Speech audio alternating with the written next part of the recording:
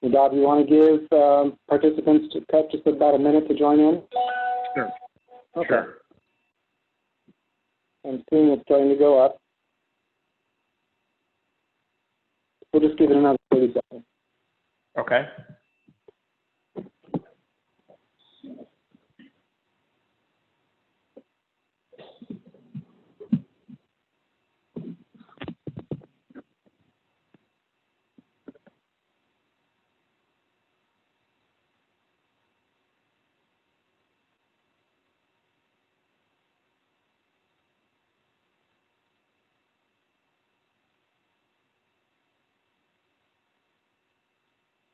All right, well, I'm just going to let the participants know that this is our very first webinar, so if we have some computer glitches, please forgive us. We're in a learning process, but we hope that this goes pretty smoothly. So I'm going to get started. I see that participants keep joining, but you have a lot to talk about in an hour and a half, so I'm going to get started. And I want to say just greetings to everyone. My name is Eric Altoon. I am the chair of the Real Property section for the LA County Bar Association. And I'd like to welcome you all to our first ever webinar-only program.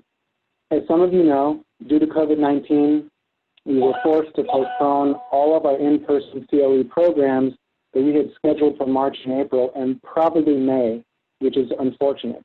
COVID-19 has impacted all of us on a personal and professional level. In fact, most of the calls I've been fielding the last 2 months have been for the purpose of counseling my clients who have been adversely impacted due to the repercussions of COVID-19, and it got us thinking that the Real Property section can still be of some service to our existing members and prospective members, i.e. lawyers, law students, and other real estate professionals, by adapting to the times and offering some programs via webinar. And we can think of no better topic to start with than the one that we've all been dealing with the past couple of months. COVID-19 has impacted buyer-seller, lender-borrower, owner-contractor, and landlord-tenant relationships. This is uncharted territory, and many law firms have already done a great job sharing articles which spot the issues but don't necessarily have all of the solutions. This is a learning process for all of us, and so today's program is intended to be the first in a series of programs addressing the impact of COVID-19 on specific real estate relationships. As we continue on with the series, we hope to have access to more information in order to provide you with more solutions. Having said that, we have an excellent speaker joining us today. Nadav Ravid is not only a great friend and colleague, but he is one of our section's most popular speakers. Nadav is an expert in various areas of real estate law, including retail leasing. And Nadav has graciously agreed to offer this program on the impact of COVID-19 on the retail landlord-tenant relationship. Nadav will not only identify the legal issues at hand and lease provisions we should all revisit, but I believe he also has some suggestions for rent relief agreements so our clients can be better prepared should we ever experience another similar pandemic. And with that, I'm going to turn it over to Nadav.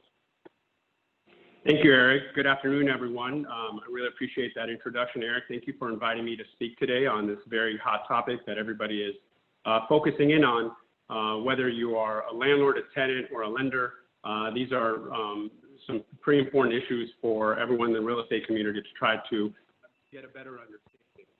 Eric is not only the chair of the LA County Bar Real Property section, but he's also one of only about 100 accredited professionals out there, and so it's a great honor to be introduced by Eric, so thank you. Well, we have a lot to cover. Let's just jump into things. That the landlord has the better argument to this situation of whether or not tenants are going to still be required to pay rent under all circumstances. And I'm also not here to give you my perception of whether or not the tenants have the right argument and whether the tenants have the right to just stop paying rent to their landlords. What my goal is today is to really explain to you that there is no right answer. There's no black and white answer to this issue.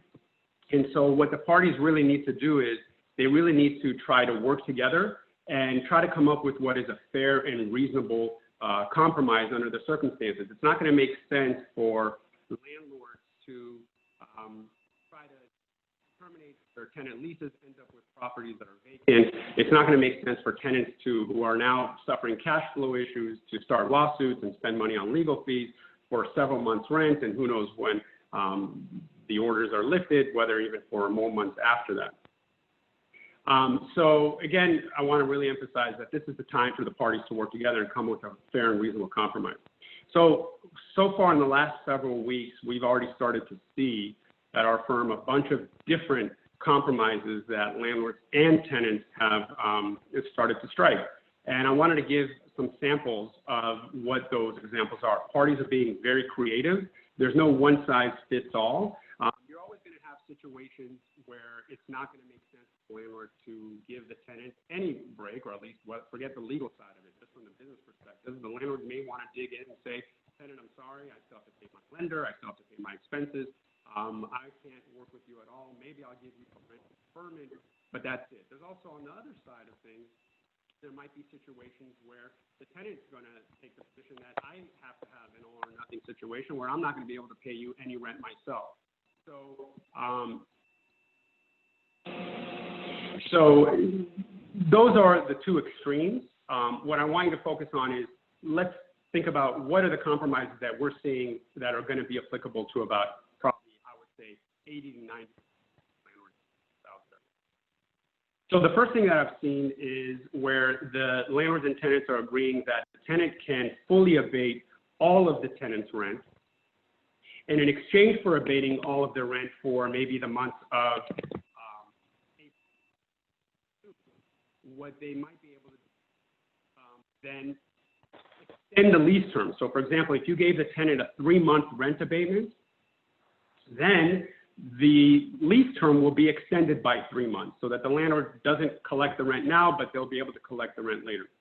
Another solution that I've seen out there is where the landlords and tenants are agreeing to just split the baby right now and say, okay, instead of you paying me your full rent for April, May, and June, then what you should do is let's just split it down the middle. You pay 50%, tenant, and that seems. Now, some cases, let's do 50% monthly base rent, but I still have to pay my property taxes in full. I still have to pay operating expenses, my property manager, and some security, some utilities, things like that. I want to collect 100%. A third solution that I've seen out there that I like is where you have the reverse, where the landlords are actually suffering cash flow issues, and you might have a strong tenant. And in those situations, maybe the landlord will say, what I want you to do, tenant, is pay me 3 months rent up front right now to help my cash flow situation. And then when the dust settles and everybody's back in business, then I'll give you rent abatement during that time. Now that raises some lender issues. We're going to talk about those later, but that's another solution that I've seen out there that I like. Another one is where landlords actually are sitting pretty solid with their cash flows, and they might say to the tenant, well, I don't want to give you rent abatement for a variety of reasons, but what I will do is let's figure out the value of your monthly rent. Let's just say the value is $10,000 per month, and you're going to want to abate your rent for the next 2 to 3 months. So let's just say 3 months, that would be $30,000. Instead of giving you rent abatement for those 3 months, what the landlord will say is, I will give you that value of $30,000 in other ways. Maybe I'll give you a TI allowance and an improvement allowance so that you can improve the property, which you wanted to do. So there are other ways, in essence, for landlords and tenants to split the baby, basically, or to come up with what the amount should be.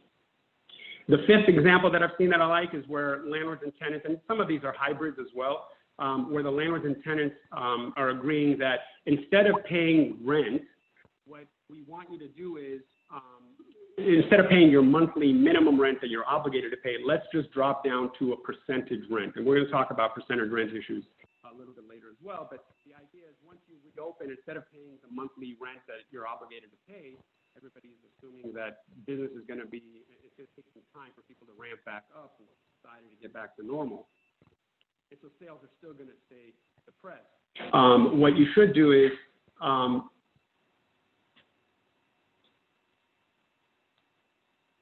okay, sorry, I just got to notice that I should try to improve the sound. No, I can't do it that way.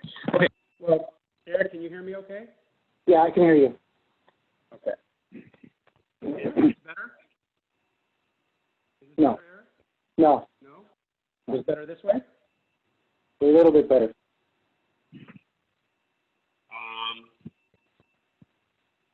Hello? Tell me what you want me to do. That's good. Right there is good. This is better? It's better. Sorry, everyone. What do you want me to do? That's good. Right there is good. Right there is good? Okay. So the next issue is this. Sorry, everyone. Having some computer glitches. The next issue is, so the percentage rent, the idea is that you'll pay a percentage of your sales until you ramp back up for maybe 12 months, and then you'll go back to the straight rent. And then finally, the last example that I want to talk about before I get into the legal side of things is where the landlords and tenants are agreeing that they will pay full rent. The tenant will pay full rent, or maybe some version of that, and in exchange, the landlord will give that tenant a project that tenant wants. This is really the national retailers, where they might want to move to a space that's considered the 50-yard line in a mall that the landlord has been reserving for someone else. Maybe then the landlord will agree to move the tenant to that space, or maybe get him into a mall. Now there's anticipation that there will be more available space. So things from that nature. And then in the reverse, where a landlord will tell the tenant, I'd like you to do this new deal that we've been kicking around for a while. You haven't gotten comfortable, so obviously now is not the time to be thinking about new deals, but maybe you can commit to doing the new deal in the next 12 months. So again, those are different versions of trying to come up with some compromises. Okay, so now let's jump into the legal side of things. Is rent due? The force majeure clause is the strongest provision that a landlord would want to invoke to take the position that the rent is still due. And the vast majority of force majeure clauses, the language will say that in the event that X, Y, or Z occur, then yes, you, tenant, or our landlord, we're excused from performing our obligations. But one thing that is not excused is your obligation to pay rent. So even if there is a force majeure event, you still have to pay the rent. So for that reason, landlords are going to be looking to enforce the force majeure provision and take the position that the force majeure is the beginning of the story and the end of the story. There's nothing else to think about. It's something that was contemplated, and now it's all done. So the next question you have to ask yourself, well, does the force majeure apply? And if it does it apply exclusively to any other remedy that you might have? So let's talk about, Bobby, if you could hit the next slide here, I'd appreciate it. The issues of whether or not the force majeure clause will apply. First issue is, well, does the force majeure provision include pandemics? I can tell you that our firm, we've looked at over 500 lease forms for various amounts of clients of ours, and we only found 2 lease forms that included the word pandemic as a description of a force majeure event. So odds are your lease will not contain pandemic as a way to apply the force majeure, a way to apply the force majeure clause. So then as you're getting past pandemic, go to the next potential way to invoke force majeure, and that's acts of God. A lot of force majeure clauses will say that it will apply if there is an act of God. There are some jurisdictions that will enforce the current circumstances, disease outbreak, as an act of God. Some jurisdictions will do it, some won't. It's tough to predict how this current situation is going to be interpreted by the courts, but that's an argument that, again, a landlord who wants to invoke force majeure is going to be making.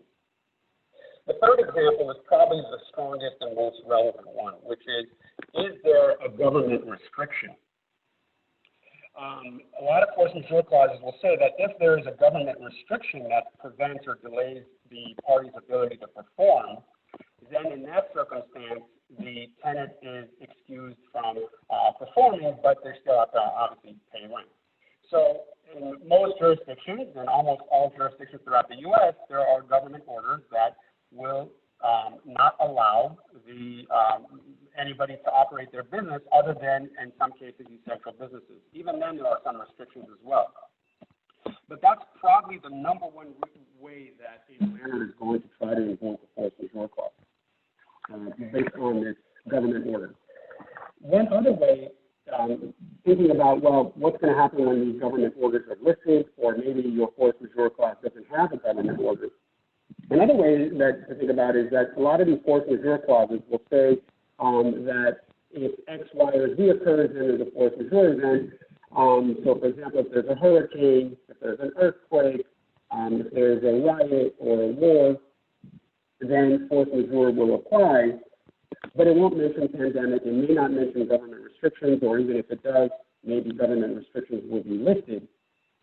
But then it has this catch-all language that says, or any other event that occurs that is beyond the party's reasonable control. Or it might say, or any other similar event that is beyond the party's reasonable control. Now, depending on the jurisdiction, courts often will construe that catch-all language very narrowly. And so what those courts will say is, well, if the list of items that you refer to as force majeure are like a pandemic, then yes, we will consider that catch-all applicable. But what they might say is, well, a hurricane is not like a pandemic. A war is not like a pandemic. And therefore, we're not going to let you use this catch-all language to then be able to trigger the force majeure clause. Doc, you mind if I ask? The thing I want to say about this force majeure is that a lot of force majeure clauses will have a notice requirement where the party that's trying to invoke it will need to notify the other side that they're invoking force majeure. I wonder if that will be a big sticking point. Thank you. Because, the idea behind notice is that the other party may not be aware of the force majeure event. But in this case, it does seem that everybody's well aware of this, so maybe a notice is not as critical as it would be under normal circumstances. Yes, Eric? Yeah, so I was wondering, just going back to government restrictions, are you talking about mandatory closures of shopping centers or stay-at-home orders?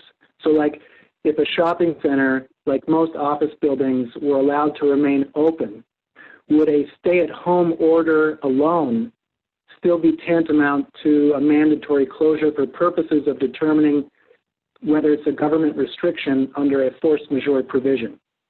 Sure. So the way that the parties will look to invoke the force majeure clause is to say, look, I am excused from performing my obligation because there is a government restriction. Again, the landlord is certainly going to take that position. Hey, tenant, the reason why you can't perform is because there's a government restriction. What is that government restriction? That government restriction says that all non-essential businesses are not allowed to conduct their business, tenants. So that's why you are invoking your reason for not operating. Tenants might argue, well, it's not really an analysis that we should do under force majeure, but instead maybe we should do this analysis under the compliance with laws. I'm just merely complying with laws. It's not necessarily that the force majeure is preventing me, but instead the compliance with law section. But in either way, it doesn't matter whether it's a government order that tells a tenant that you cannot operate unless you're an essential business, or whether a mall has to be closed down. For example, in Los Angeles, indoor malls are required to close down with some exceptions. But even in that case, if the mall is required to close down and you can't operate, well, the landlord is complying with laws, or maybe the landlord is using force majeure for why they can't allow you to open. So it's not going to make an ultimate difference to the bottom line answer of whether or not a tenant will try to use whatever resources they have to claim that rent is not due. Okay, let's jump into the next issue, which is what happens if you don't have a force majeure clause in your lease, or if the force majeure clause does not apply. Sorry. Okay.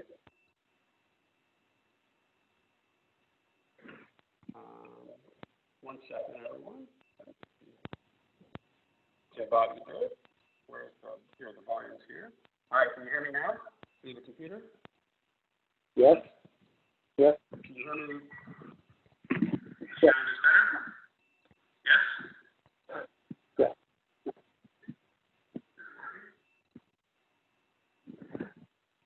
I can't tell. Sorry, Yeah. everyone. Give us a second. Yes. It's working?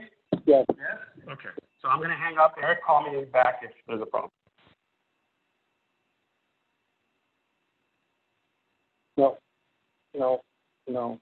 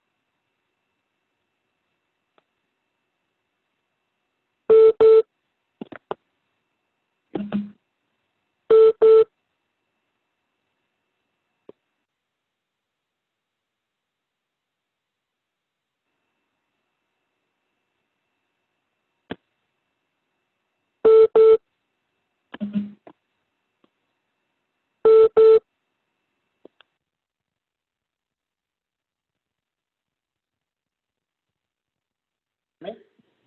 All right. I can hear you now. Yeah. Yes? Yes. Okay. Sorry, everyone. Okay. So the next question is, what happens if your force majeure, you don't have a force majeure clause in your lease, or if you do have a force majeure clause and it doesn't apply? We looked again at hundreds of leases, and we found that there were definitely some leases that did not have a force majeure clause. Interestingly, in California, a very widely used lease form is the AIR lease form. That form does not have a force majeure clause. It's not often used in retail, but it is sometimes. But you also have other leases that don't have a force majeure clause. So the question is, what do you do in those circumstances? Do you have other rights? And from a tenant's perspective, even if a force majeure clause does apply, what other rights do you as a tenant have to try to take the position that you don't have to pay rent?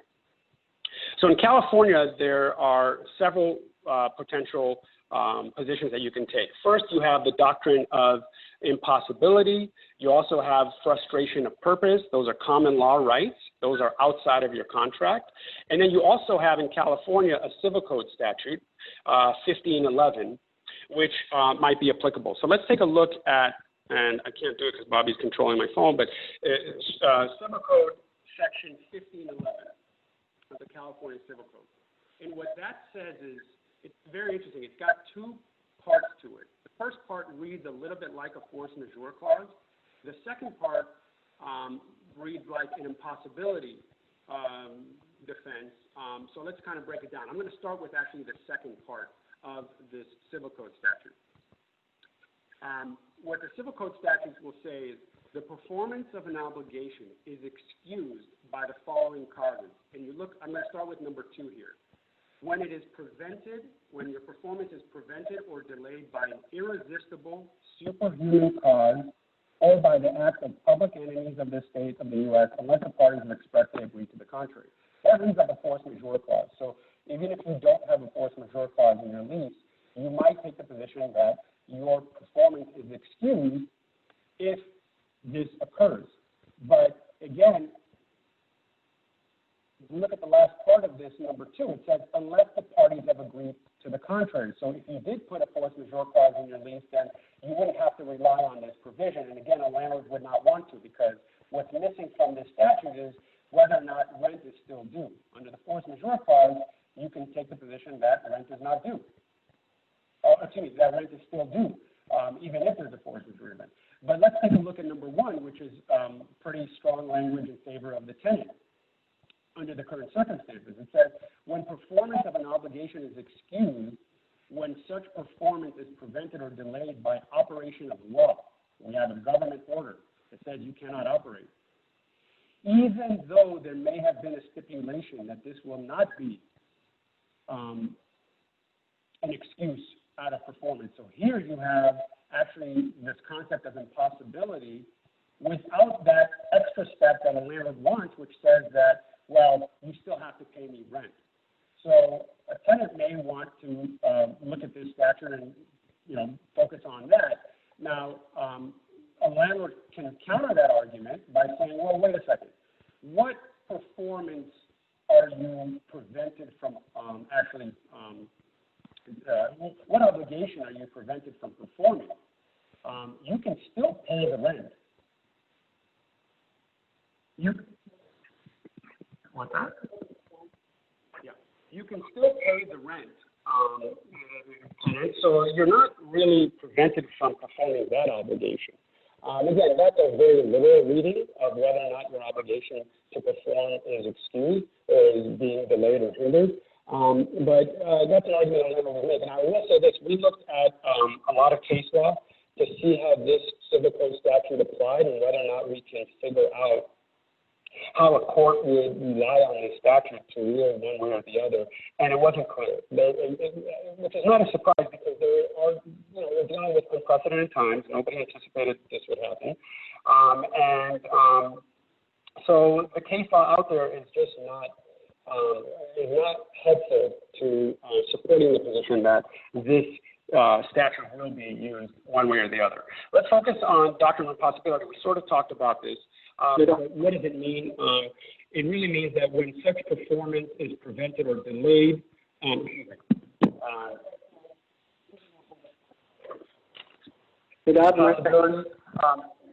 basically means that if a thing is impossible in legal contemplation, they're saying that a thing is impossible in legal contemplation when it is not practicable. And it's not practicable when it can only be done at an excessive and unreasonable cost. So the question is, let's take a look at a tenant who normally operates under normal circumstances. You're a non-essential business. Well, you cannot operate. So there's really no way to do things. Yeah, can you come up with some creative way to still use your space? Maybe, but it's going to be at an excessive and unreasonable cost. It's a more interesting question about what happens if you are an essential business, like a restaurant. Well, you technically can still operate. You're not legally prevented from operating. But again, are you to still allow for just takeout? Doesn't that come at an excessive and unreasonable cost? I think yes. We actually represent a restaurant chain, and they try to do takeout. That's not a normal part of their business. And they try to do takeout, and what they discovered was that the amount of revenues that they were generating from the takeout was not enough to even pay for the utilities. So that didn't make sense. So in that case, it seems to me that, there's this notion with impossibility that if it's just going to be more expensive, that's not enough. But if it's excessively expensive, then it probably isn't. The foundation of purpose is one other different thing you can use, which is that if the reason for entering into the agreement is frustrated by some supervening circumstances that you could not have anticipated, then and as a result the purpose is destroyed, then in that case you are excused. Eric, I think you were raising your hand, yes? Yeah, I was just going to ask you, is it worth, if you represent a landlord, to ask the tenant to waive the protections under Civil Code Section 1511 and some of these common law defenses?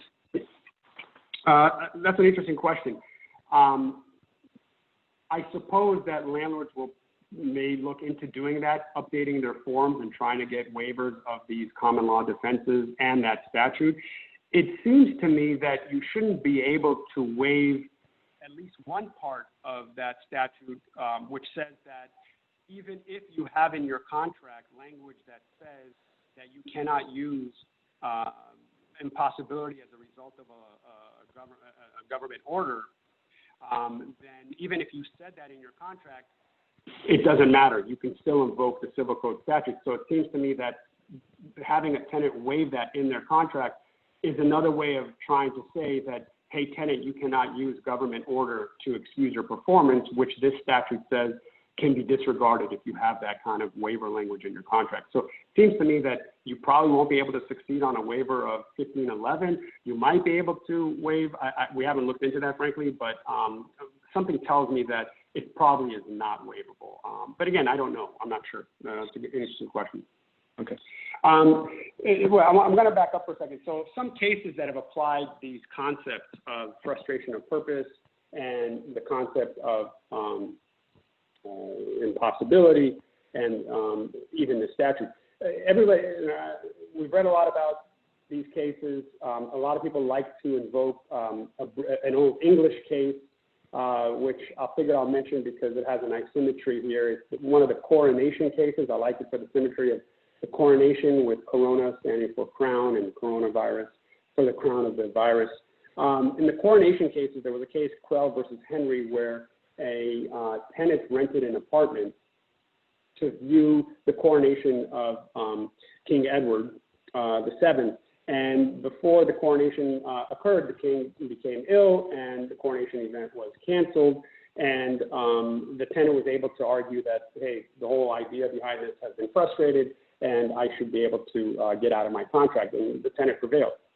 Another one that people like to invoke is when you have an opera singer that signed a contract to perform in an opera house, but the opera house building burned down by a fire, making it impossible to perform there, and so whether or not that could help a party get out of it.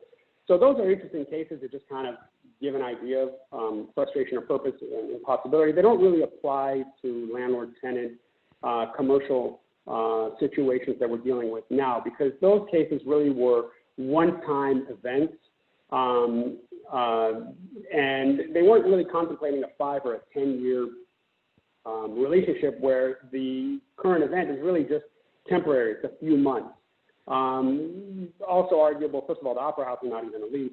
You could argue that the coronation case is a lease. It is, but then again, they rented an apartment. There's different ways to distinguish those cases. Not to mention that the English case is the English law. It's not even U.S. law, and much less California law. There are California cases that have ruled on some of these issues. One good example that I'd like to point out is when a tenant signed a lease to sell alcohol. The lease said that the tenant can use the space to sell alcohol and for no other use or purpose. And then prohibition laws came into effect.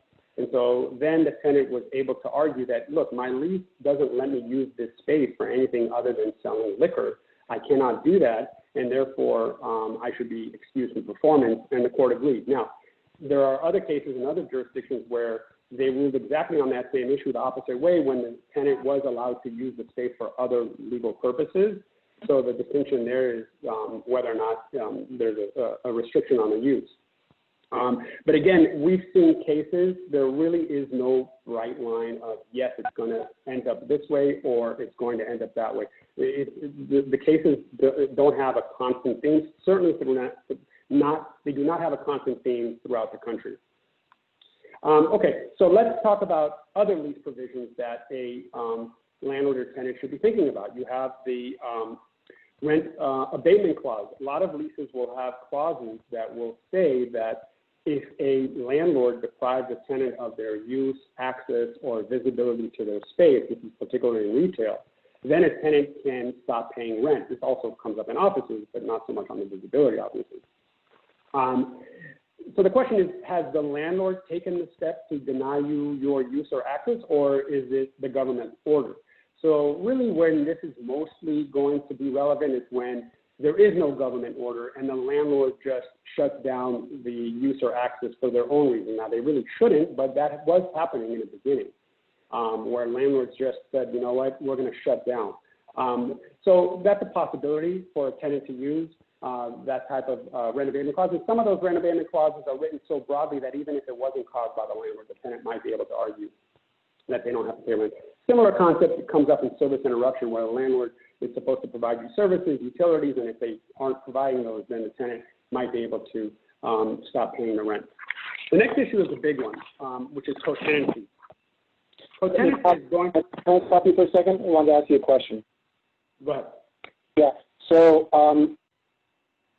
can the landlord argue if they're forced to close, that closure does not trigger a rent abatement right under a co-tenancy provision or an interruption in service provision, because that forced closure is basically a force majeure event?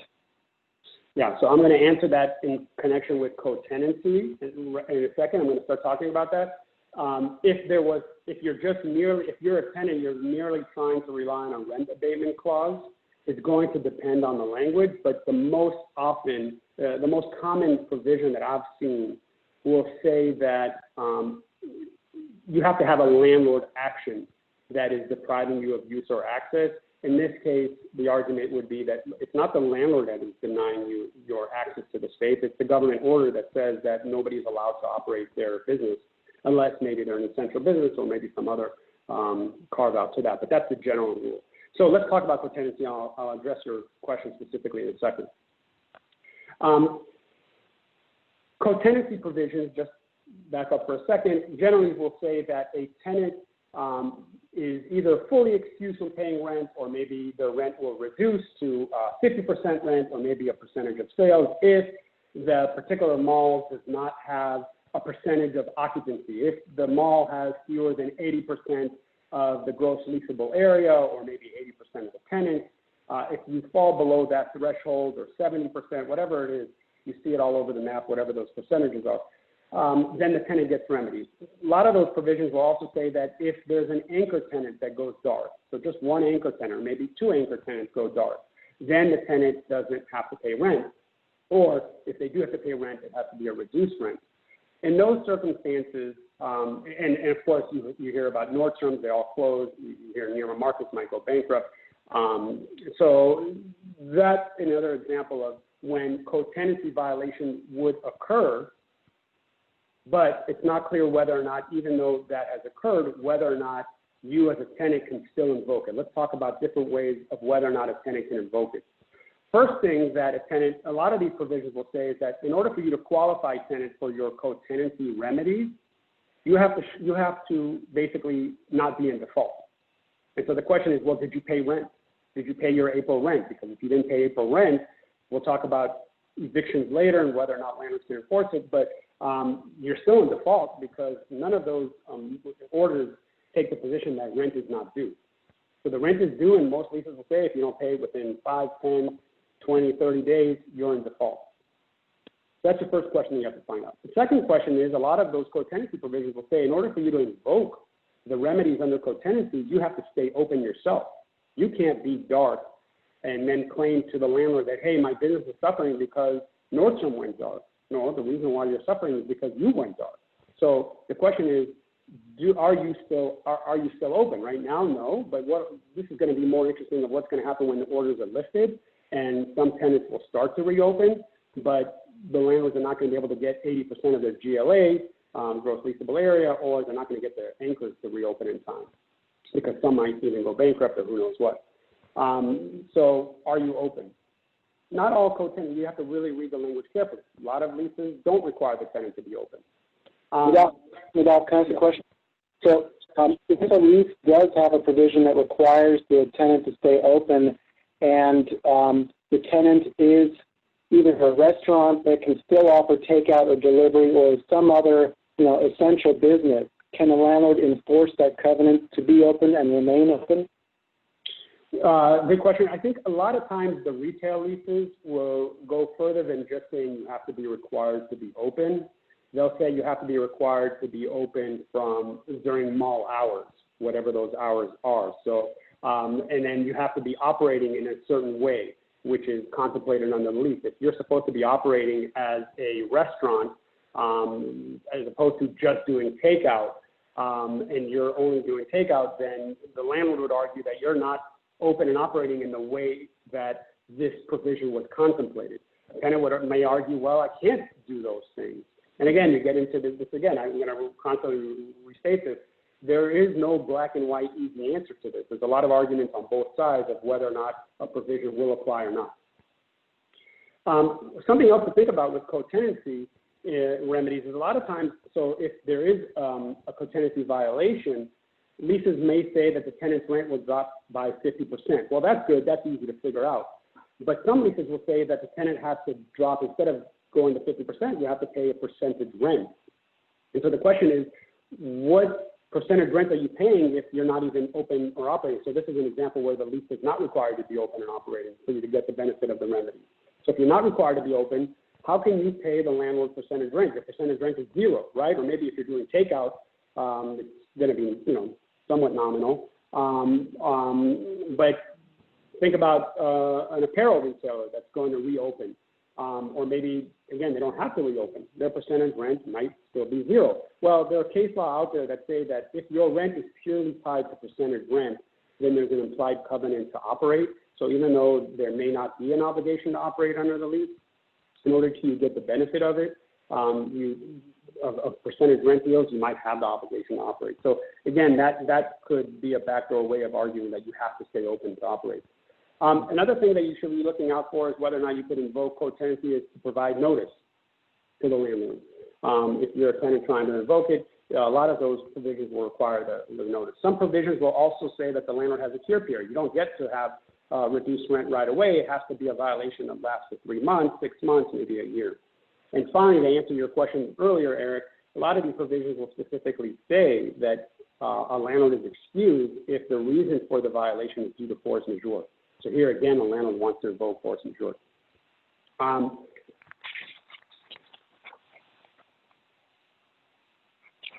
Okay, let's talk about other lease provisions that might be relevant. And a lot of people are talking about condemnation. And so the argument goes like this. I, tenant, not able to operate because the government order is preventing me from operating, and that is essentially a taking, or regulatory taking, or actually taking in its normal sense. Tenants would love for that to be the case because most leases will say that if there is a taking, most leases will say this, then your rent is abated in full immediately from the date of the taking. But it's questionable of whether or not the current circumstances would fall under the notion that this is a taking. A government exercises their police power for protection of the self and for the health and safety of everyone involved is considered an exercise of police powers, which is not a taking. There are cases on both sides of this as well. Again, I didn't see a case that was directly on point for something like what we're dealing with today. There are some cases that shed some light, but again, for every case that supports the tenant position, there's a case that supports the landlord position. And so again, I don't think that you're going to have an easy argument, no matter which side you're on. And if anything, I think there are good reasons to take the position that this is probably not a condemnation. I want to add one more thing. In California, first of all, by the way, we looked at all these leases as well. A lot of leases really only focus on a physical taking of the property, whether it's a partial physical taking or a complete physical taking where the government actually says, I'm taking your property. They don't usually, there are leases that do, but most leases don't actually contemplate a regulatory taking, which is a government basically saying you are restricted from operating. Also in California, by the way, even if there is a statute that's helpful, a lot of good leases, from a landlord perspective, will give you your remedies in the lease, and then they will also have the tenant waive any additional remedies that they might have under California statutes. Eric, I think you were going to ask me a question. I think you answered. I was going to ask if a taking has to be an actual physical taking, or if it could be that you're denied use or access to the property.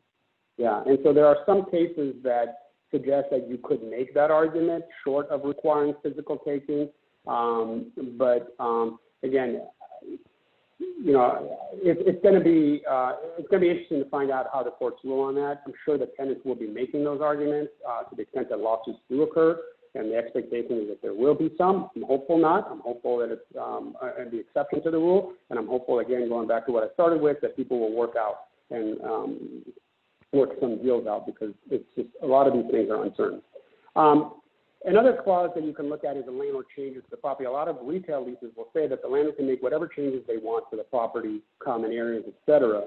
But a lot of leases on a tenant side will add language to say that, well, you can make whatever changes you want, but again, you can't deny the use, access, or visibility. So it's another way to kind of think about rent abatement clauses. Then the other relevant clauses that I basically talked about them, compliance with laws. Some people are arguing, well, maybe it's a casualty. Again, I think you need physical damage for that. Whether or not you need to provide notices. Again, I go back to, well, do you need notice? Everybody knows what's going on. So let's talk about, and then I'll throw this in too, outside of the contract, sometimes in the leases themselves, they talk about quiet enjoyment. A lot of them do, but even if they don't, there's a common law right to a quiet enjoyment. That means that a tenant has the right to use their space, and if a landlord is preventing you from using your space, that could be argued to be a breach of the quiet enjoyment. A lot of leases will limit what remedies that the tenant may have, and that is enforceable. You asked me a question earlier about waivers. You can limit a tenant's remedy for a breach of quiet enjoyment, and most leases do. They say you can't terminate. A lot of leases will say you can't even get rent abatement. And so it's questionable what kind of rights you will have. You probably would have to sue for damages instead of actually basically resorting to other remedies. There's a constructive eviction, but did you surrender the space? In most cases, no. Okay, let's shift gears, talk about next topic, which is construction delays. What we've seen is there are a lot of deals that are now in flux. You have a deal where you signed the lease several months ago and the landlord is doing a build-out. Or the landlord already completed their build-out and now it's the tenant's turn to do their build-out of their space. So what is going to happen in those circumstances? And again, you always have to look at the language. First of all, the question is, does force majeure apply? A lot of times, landlords, when they have to deliver space to a tenant by a certain deadline, a lot of leases will say if the landlord misses those deadlines, they suffer some consequences. Maybe it's some rent credits they have to give the tenant, or maybe even a right to terminate under some circumstances. Well, a lot of leases will say that the landlord's obligation to deliver on time is subject to force majeure. So here again, a landlord wants to invoke the force majeure clause. Some leases will put a cap on the force majeure delays. They'll say, okay, landlord, you invoke force majeure, but you can't invoke force majeure for more than 60 days. And then after that, if you don't deliver the space on time, then I get to resort to the remedies that I've otherwise bargained for under my contract.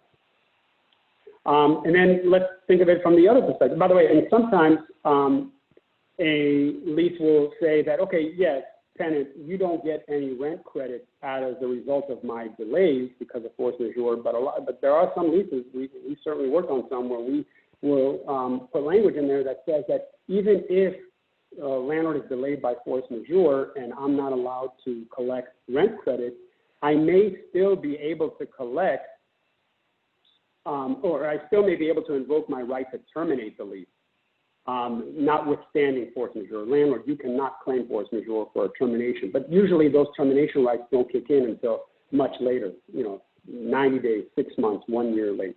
So the idea is that hopefully from, the goodness of society working, landlords will be able to finish their work on time.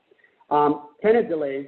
A lot of leases will say, especially in retail, for the stronger tenants, they will say that a tenant's obligation to pay, to pay rent is tied to 90 or 120 days after the landlord delivers the space. But sometimes the leases will go a step further and say that that 120-day clock for the tenant to do their build-out doesn't start until the tenant is able to get their permits. So the question is, can tenants get permits now? A lot of jurisdictions, even though you cannot do certain things, the government offices that are responsible for issuing permits are still operating, and so you still can't get permits. So the question is the tenant diligently trying to get their permits? And that's something that you as a tenant have to make sure you're doing in order to invoke your permit protection, which says, hey, wait a second, that 120-day clock doesn't start until I get my permit.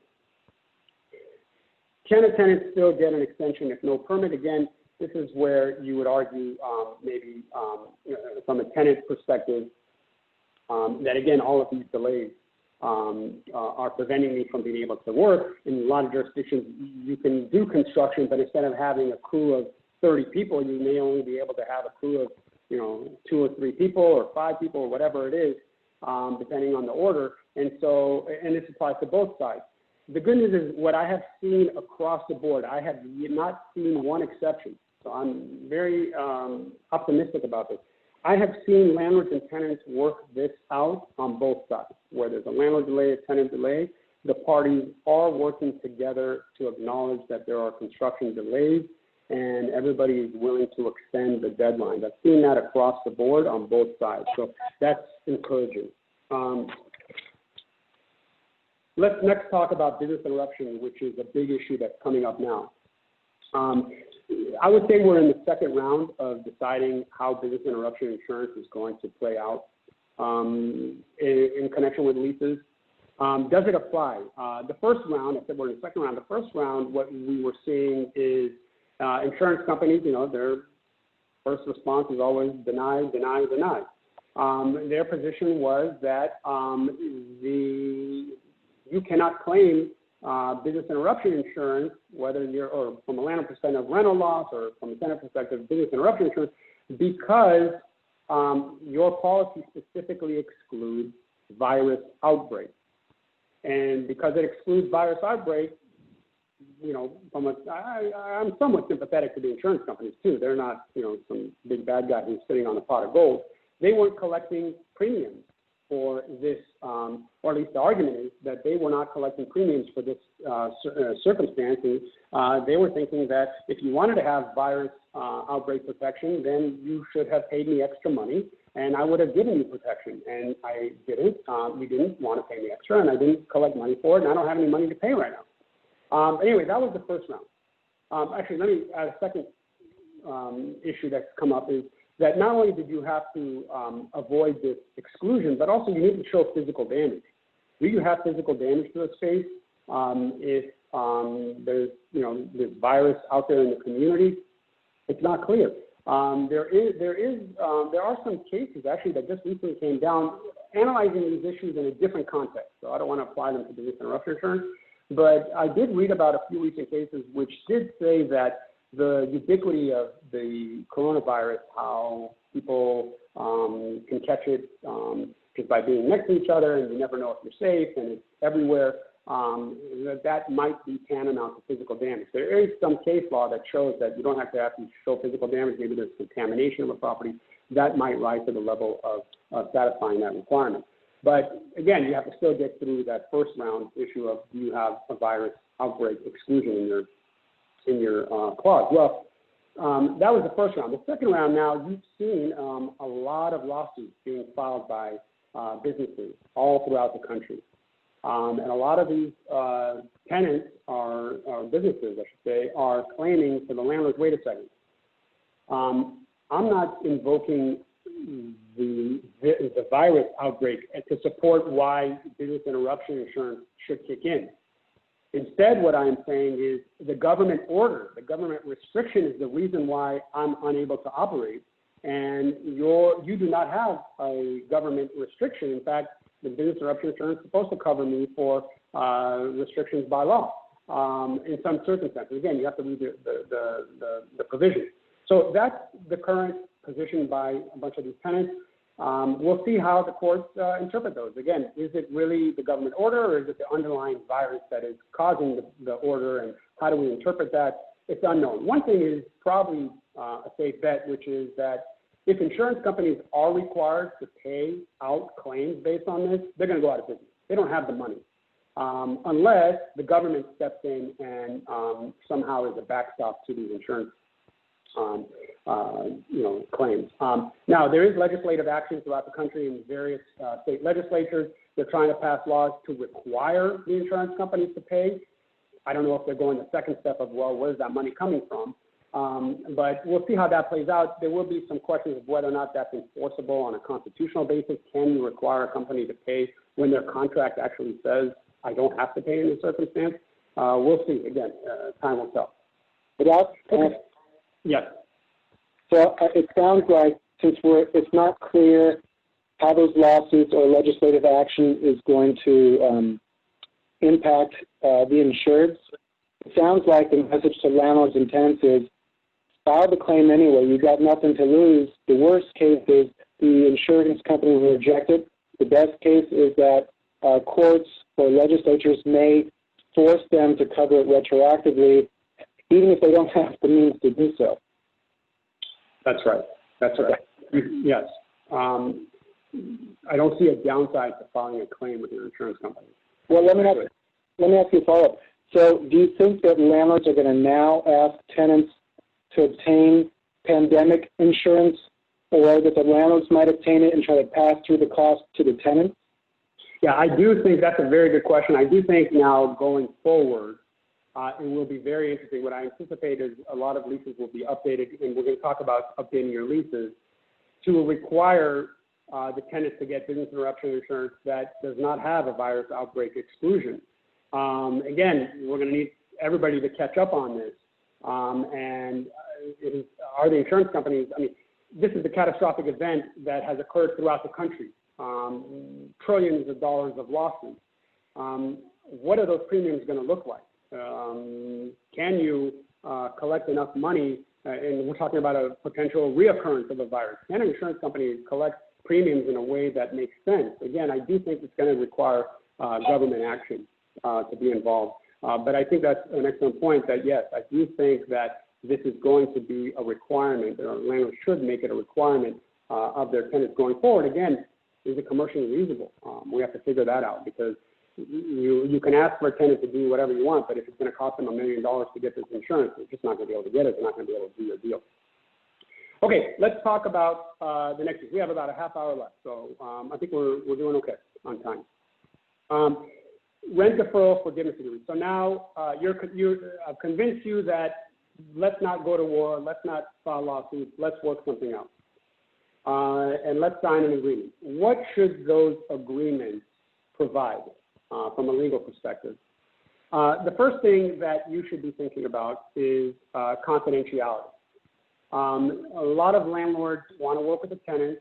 A lot of tenants want to work with their landlords, but everybody's afraid that if I give you this one amazing deal, all of a sudden that's going to leak to the public, and everybody's going to insist that they get the same treatment. But not everybody's in the same boat. There are going to be some tenants are suffering differently. Some tenants have more to offer in return. So landlords want to make sure that whatever deal is struck is confidential. And likewise, tenants don't want one landlord to find out that a tenant agreed to a bad deal here because of bad circumstances for the tenant on that deal, but they might have better circumstances with another landlord, and where it makes more sense to push for a better deal there. So confidentiality makes sense. Here's what doesn't make sense to me, and this is my personal plea. I have seen parties send 10-page confidentiality agreements that are one-sided. I understand the thinking. I would really hope that people don't now force businesses to incur legal fees negotiating complicated or complex, unnecessarily one-sided confidentiality. You really just need 2 to 3 paragraphs that you agree not to disclose the information to anybody else. If you do, the other side's going to suffer damages. All bets are off. They can sue you for their damages. Who knows? Good luck trying to recover damages. But anyway, bottom line is we don't need 10 pages. That's my personal plea on that.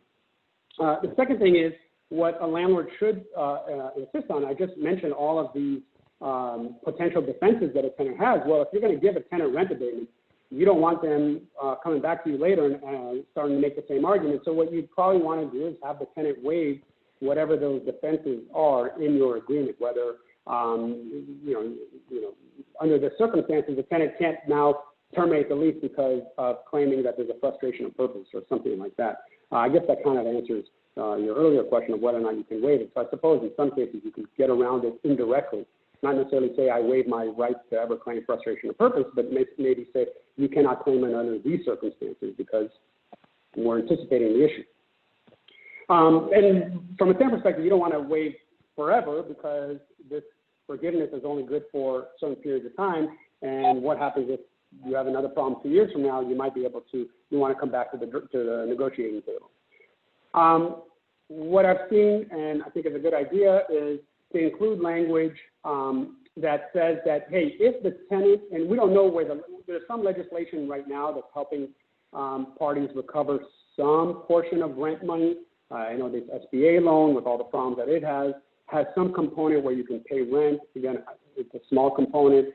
Whether or not it works is yet to be determined, but who knows what the next legislation will be. So what if, let's just make it simple, what if 2 weeks from now the government passes a law that says we're going to give every business 50% of their rent that they are obligated to pay, and that money, or we're going to just give it to the landlord and say to the tenants, you don't have to pay it. Well, so language should be put into your agreement that if somehow the government gives you money that is specifically allocated towards rent, that that money should be factored into whether or not you previously got rent abatement for it. So if you got 100% free rent and now the government sends you 50% of it back, that money really should belong to the landlord. And vice versa, if the landlord gets money, then they should be able to give it back to the tenant if the tenant paid in full. One of the things that you will want to put, and I've seen this, is that there won't be a future default. A lot of landlords will say, look, I'm going to agree to this good deal for you, or fair deal, but you can't now get this free rent or half rent or whatever it is, and then 3 months from now just stop paying me rent. So if you default in the future, then I want to call all bets off and we go back to where we were before, and now you owe me the full rent. I do think that sometimes the language on these no future defaults is starting to get a little excessive. I mean, to me, it's very obvious if there's a monetary default, you can look at that, but non-monetary default, so what, if I don't give you a gross sales statement 6 months from now, or if I don't give you my insurance certificate 2 years from now, should I forever waive these rights? I'd like for the punishment to fit the crime. My sense is monetary defaults make more sense than all defaults. If you've extended the term as part of this rent deferral program, what should the rent be? The parties need to think about that. Is there going to be a percentage increase? Usually landlords will have leases that'll say that the rent goes up by X percent at the end, at the end of each year. So you have to think about those things. Here's another one where, again, my personal plea, kind of coming back to this confidentiality issue. A lot of these, or not a lot, some of these agreements you see where landlords are asking the tenant to provide documentation in support of the fact that they've suffered financially, and reps and warranties. My preference is, can we all just take judicial notice that everybody's suffering? I mean, if I'm Whole Foods and I come to you and I say, please give me rent abatement, then okay, fine. Maybe we need to have Whole Foods demonstrate why they suffered, because, obviously they haven't. At least it doesn't seem like it. But if you're everybody else, if you're selling apparel, you've suffered. If you're a restaurant, you've suffered. Let's just, have the tenant, fine, you want a rep and warranty, fine, but don't make me go and get audited statements and provide you with evidence that I have suffered financial. That's, again, my personal plea. Most favored nation, I don't like it. It doesn't make sense in any transaction. Let's just move on. Okay, a big thing is lender consent. A legal and practical issue. A lot of tenants, and first of all, landlords don't have, in most cases, the right to just decide, you know what, tenant, I like you. I'm not going to charge you rent for the next 3 to 6 months. They have a lender to answer to, and they have a lot of restrictions in their loan documents. And they can't just do that. And, oh, by the way, tenants, you oftentimes have signed an SNDA, which is a 3-party agreement where you've agreed, or sometimes just a 2-party agreement, but it typically is at least between the tenant and the lender. And in that SNDA will say that the tenant agrees that they will not amend the lease that will allow the tenant to get rent, to abate their rent, and will not allow the tenant to terminate the lease without the lender consent. So the question is, if you sign this agreement without lender approval, is it enforceable between you and the lender? So my recommendation is you need to be thinking about this practically. If you're getting 1 or 2 months, 50% rent relief, my gut tells me that technically, yeah, it might be an issue, but as long as the landlord is not at risk of losing the property to the lender, you're probably going to be okay, practically speaking. Again, my easy answer is get the lender approval. But if you're about to pay, and at the Great Recession, I was helping I was representing a massive office tenant that was leasing millions and millions of square feet throughout the country, and they were going to pay multi-million-dollar payments to their landlord in exchange for terminating the leases. I've also worked on others in the retail context. If you're going to pay millions of dollars to terminate the lease, I would get lender approval. I would not do that and then run the risk that somehow the lender can come back, take over the property and say, wait a second, you signed a contract that said you cannot do this, and it's not enforceable against me if you do it without my approval. So be very mindful if there's a meaningful agreement. I mean, the best case scenario is get approval. If from a tenant perspective, just have the landlord rep and warn to you that there's no approval necessary, at least from a landlord-tenant perspective. Again, that's only going to be helpful if there's no foreclosure by the lender. Now you're waking up to a new landlord. Eric, yes, go ahead. Yeah, you raised some very good points. I had a few questions for you. You mentioned some of the factors that a landlord is going to consider before he even thinks about agreeing to any sort of rent relief. How important are factors such as, the length that remains in the term, the value that the tenant brings to the building, the vacancy rate, public relation concerns? Are those as important as the other things you mentioned? I'm sorry, can you ask that again? I'm sorry, I'm trying to understand the question. Yeah, so you had mentioned some really good things that a landlord has to consider before even entertaining a rent relief agreement. And I was adding to the list, if you think it's as important, how long is remaining in the term of the lease? Sure. What value the tenant brings to the building, the vacancy rate, what other landlords are doing, public relation issues, current versus market rental rates. Yeah, I mean, again, the easy answer is yes to all. There are so many variables involved here. That's why you need to be thinking about all those issues, and it's going to be on a case-by-case basis. Okay. Yeah. Okay, let's jump to eviction moratorium. Yes, I'm sorry. Just a couple more. So if it's not already in the lease, because you had mentioned the example of, well, what if I don't give you the gross sales statement? If it's not in the lease that the tenant is required to give that, do you think that's something the landlord can negotiate for so they can keep track of how the tenant's business is doing? Yeah, of course, you should, as a landlord. If you're going to agree to accept percentage rent from the tenant, you need to have language that defines what, basically the way it works is that you have to pay a percentage of the gross sales that the tenant is generating from the space. There's a lot of, we could have an hour conversation about what the definition of gross sales should be. But the language in your lease, if you don't have it already, should require the tenant to report those gross sales. And from a landlord perspective, you also want to include a right to audit those sales, just like a tenant wants to have a right to audit the landlord's operating expenses. Okay. Let's jump to eviction moratoriums. So we'll start with California. First of all, there's no state-level moratorium on commercial leases. What Governor Newsom did was he said that he will allow local jurisdictions to pass their own legislation to effectuate moratoriums. But having said that there's no state-level moratorium, the Judicial Council on April 6, 2020, issued a moratorium on evictions throughout all of California state courts. So practically, you are not going to be able to get in front of a judge and have an eviction action, and you're not going to be able to basically lock the doors and kick the tenant out during this state of emergency.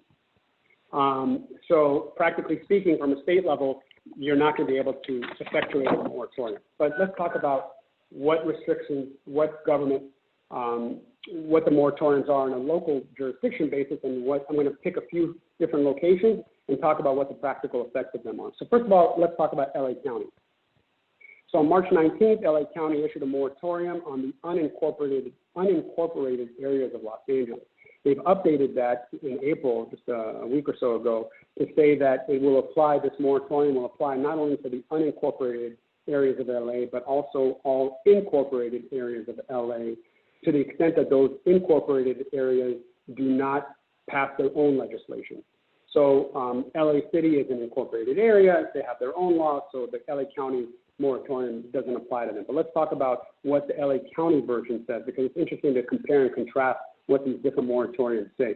In LA County, a landlord cannot evict you if you as a tenant notified the landlord within 7 days, I think that's a little light, but 7 days of when the rent is due, that you have suffered financial impact due to COVID-19. Here is where the county goes a little bit to the other extreme, where they say that this is based on their, again, they issued 2 orders. On their second order, they said tenants have up to 12 months to repay whatever rent they weren't paying during this emergency time period. A landlord cannot charge late fees or interest during this time. And here's what I do like in LA County, and I would like to see this. It just kind of dovetails with what I previously said, my personal plea. It does allow the tenant to self-certify their inability to pay the rent, and the landlord is required to accept that as sufficient notice. So let's talk about LA City. LA City passed a moratorium that basically says that if you are a business that is unable to pay your rent due to COVID-19, that you're excused. But LA City did something very interesting, which is they carved out 3 types of tenants. They basically said, we're going to have an eviction moratorium for everybody except these 3 types of tenants. Anybody who is a multinational company, anybody who's a publicly traded company, or any company that has more than 500 employees. If you qualify under any of those qualifications, any of those qualities, you are not protected by the LA City moratorium on eviction. That means technically, a landlord can enforce an eviction action. But again, we go back to the end where the Judicial Council won't hear your case now, but that doesn't mean that a landlord cannot actually send you a default notice and terminate your lease and do other horrible things to you, tenant, or if you don't pay the rent. So you're not off the hook in LA City if you're one of those big companies. Again, a bunch of our clients are subject to those qualifications, and therefore they don't get a free ride right now, at least not a complete free ride. Santa Monica issued a very interesting moratorium. It's got a lot more teeth to it. It says a landlord cannot endeavor to evict a tenant during this time, and that means you cannot issue a notice to terminate. You can't issue a 3-day notice to pay rent or quit. You can't issue a notice to terminate. That's very favorable to a tenant. You have to notify the landlord within 30 days of when the rent is due. An email or a text is sufficient. And here's a good one. If the landlord knows that the tenant can't pay and they still try to terminate, then that action will be invalid. The tenant can sue you and recover attorney fees. And if you can show that the landlord acted in bad faith, the tenant can recover $15,000. Or I don't know if the tenant is able to recover. I take that back. The landlord is subject to a $15,000 civil penalty. I'm not clear on who recovers that money. But anyway, I don't think it's a tenant. Also, you can't charge late fees or interest. And here, they're not as good as LA County. You have to repay the rent in 6 months. By the way, going back to the LA City, the commercial tenants have to repay. Everything I'm talking about is commercial, not residential. Residential have extra rights. In LA City, you have to repay the rent within 3 months of when the emergency is lifted. Also, in Santa Monica, they say kind of what we talked about earlier. If the landlord receives government money, then they can't recover that money. They have to reimburse for any money that they collected. Let's talk about San Francisco for a second, just because I thought that was another interesting one. Here again, there's a moratorium against all evictions on all businesses, unless the business has received more than $25 million in annual gross receipts. So again, that's even they're trying to do is trying to take out the quote unquote bigger tenants from this, the ones who supposedly have better cash flow issues, or don't have cash flow issues, or at least not the same. And then lastly, I'll just mention New York, because that's a big one. New York is interesting. It's easy to talk about because they just issued a moratorium that's very vague. It just says you cannot evict anybody for the next 90 days. It doesn't get into all the details. At least I say that. I haven't looked. Maybe they've updated in the last day or two, but last I checked, that was not updated, and therefore the landlords are just prevented in commercial context from evicting anybody for the 90 days during the emergency. There is legislation, I heard, that people are trying to pass laws to help small businesses in New York. I don't know if it'll work. I don't know if it'll get passed. I don't know if it's constitutional, which says that a small business automatically gets full rent relief during this period. Okay, let's talk about enforcing the default. We're almost done. We have about 5-10 minutes left. Enforcing the default. So here you are one of those tenants. You are not either you are not protected by these moratoriums, or even if you are protected, it's still, none of these moratoriums say that the rent is not due and that the landlord cannot put you in default. So the question is, what happens in all of those circumstances? So first of all, the landlord can send you a default notice, and they should, and we've seen those. We know that not all tenants paid rent. Of course, a big percentage didn't pay April rent, and a bigger percentage is not intending to pay May rent. What should the landlord do? The landlord should probably send a default notice to preserve their rights. They can't act on it, at least they can't act on it from an eviction perspective, but they can act on it in other cases. For example, in LA City, you might be able to still issue a termination notice to a company that has 500 employees. What else can a landlord do? So a landlord can issue a default notice. If you don't pay the rent on time, they can terminate your lease. But let's just say a landlord is not trying to go full out, because again, a landlord may not want, a landlord should not want to terminate their leases. And who knows how courts will even assess these, even forget all these laws. This is once in a lifetime experience here, and we don't know. There's uncertainty for sure on how courts will enforce these provisions anyway. But let's just assume for a second that a court is ready to enforce your termination. Let's just say you're one of those tenants, you have billions of dollars in cash available, and you're just perceived as taking advantage of the circumstance. Eric, can you hear me? Yes. Okay, great. And so maybe the court wants to punish you, or maybe the judge, who knows, this is an issue we thought. What if they own property? What if they own a shopping center, right? What happens then?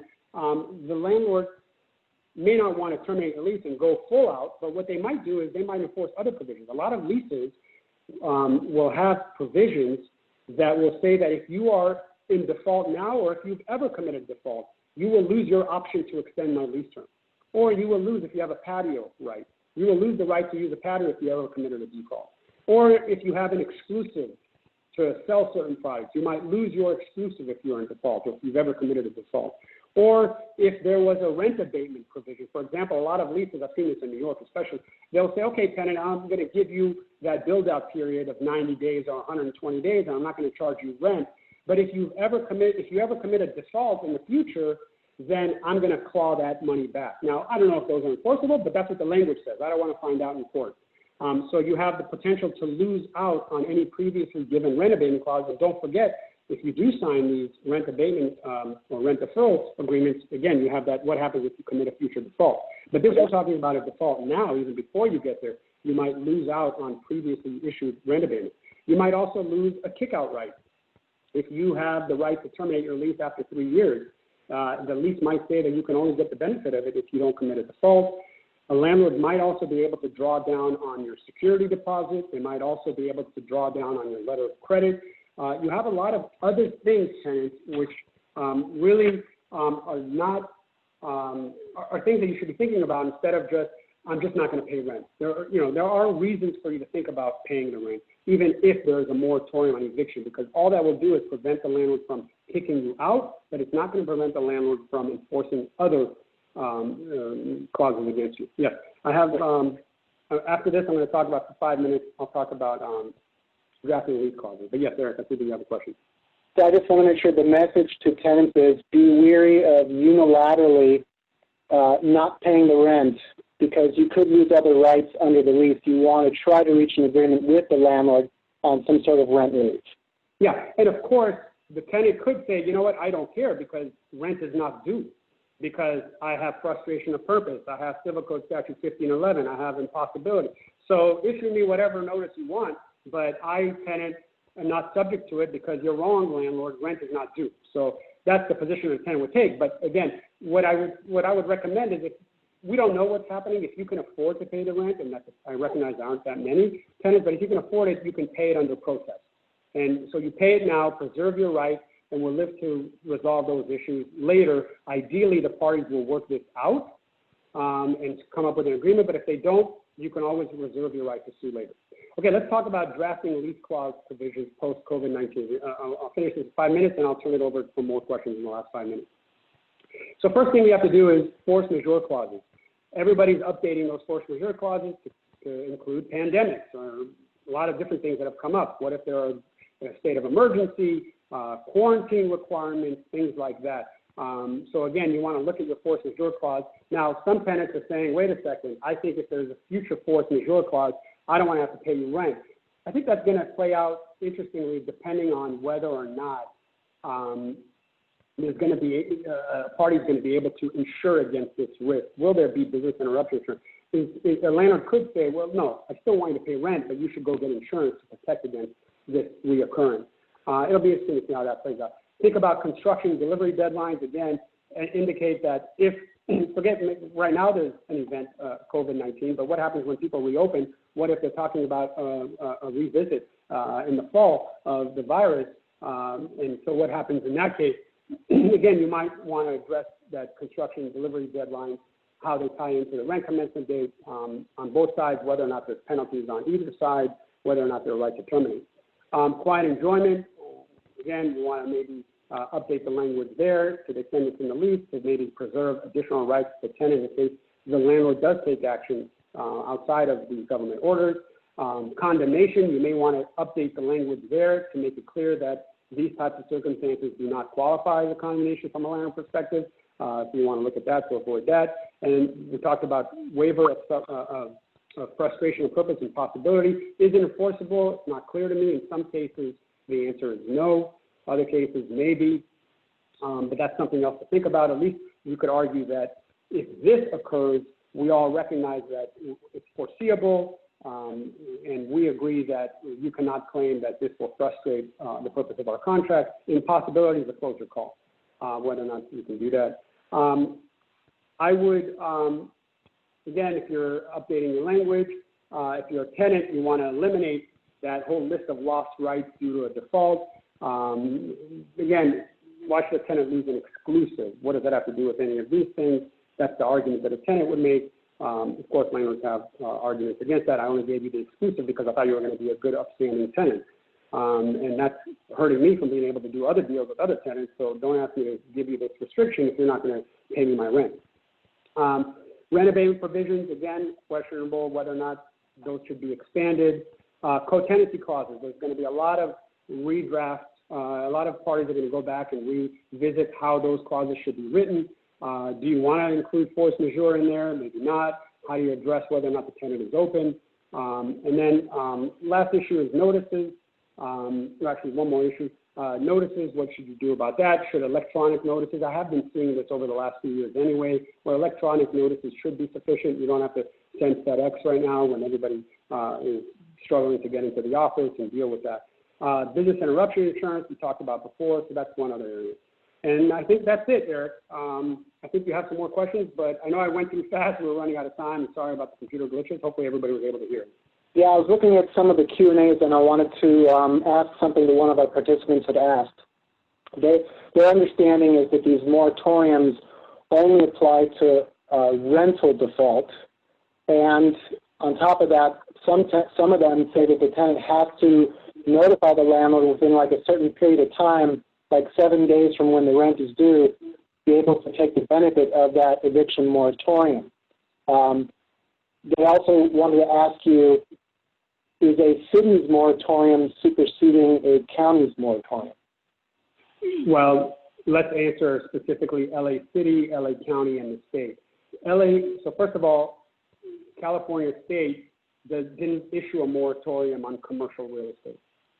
They just said local jurisdictions could pass their own laws. LA County said, we are issuing this eviction moratorium, which will control over all cities within LA County unless those cities pass their own eviction moratoriums. And if they do, the LA County order is no longer applicable. Got it. And to answer, yes, these moratoriums apply to non-payment of rent. So the question is, what other type of defaults will a tenant do? By the way, there are exceptions to a lot of what I said. For example, the Judicial Council, they won't hear an eviction action unless you're a threat to safe and health, health and safety. If you're operating in a way that's a danger, then they'll hear your eviction action. There's always exceptions, but what type of other breach can a tenant commit right now when they're not even operating short of not paying rent? I don't know. I guess maybe when they reopen, I don't know, did the questioner ask what specifically they were thinking about? That was exactly it, yes. Okay. Yeah. And then they're asking, you know, what sort of advice do you give your landlords who have debt service to pay who aren't necessarily being forgiven, even though they're not able to collect rent? Yeah, I'm very sympathetic to landlords. Everybody is viewing this as if the landlord has all the money in the world and they are just sitting here collecting profits every month from rent. No, landlords have their own expenses. They have their own property taxes. They have to pay money to their lenders, and they need the lender to cooperate. I mean, in an ideal world, you have three parties here. In an ideal world, everybody will give up a little bit. The tenant maybe give up a third, the landlord a third, and the lender a third. I mean, that's a gross oversimplification, that's redundant, of everything that is involved here. But really, everyone should pitch in. And a landlord that is not able to get something out of their lender, that's why I started off by saying there's no one-size-fits-all here. There are going to be circumstances where a landlord is not going to have a choice but to dig in and insist, and they may want to roll the dice in court and say, look, I have to collect the rent. You owe me the rent. Force majeure is the only provision that matters. Tenant, pay me my rent or I sue. Great. Well, listen, thank you, Nadav. I heard a lot, as I'm sure did all of our other attendees. I appreciate you taking the time to present this program. I look forward to you participating in many more, possibly some follow-up programs as we gather the information.